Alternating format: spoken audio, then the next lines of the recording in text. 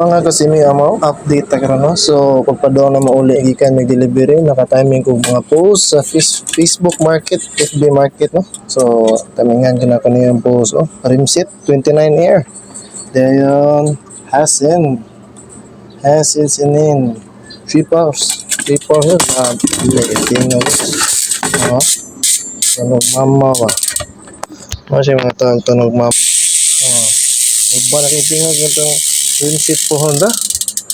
Alam mo, ka-timing itag po sa FB Market, no? Oh. 32 holes, rimset, 29 air. Tara. Aris lang yung duwa.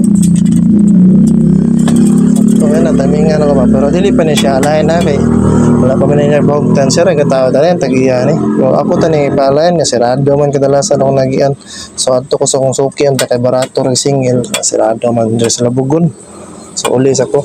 Ako lang sa nahipuson na sa balay kay pohon palitan sa kunay og ligid og iyahang inner tube. So tara, chill na ka itong 29 air at ito na itawad pohon sa akong bike at 29 air sa dang frame. So 32 holes mga hapon nyo din. Simi mo vlog, salamat din kang sir kanay kana na din akong gipost kana.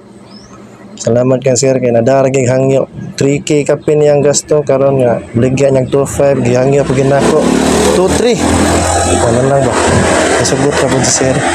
Salamat kay busing sunod na sad. Peace out sa inyo.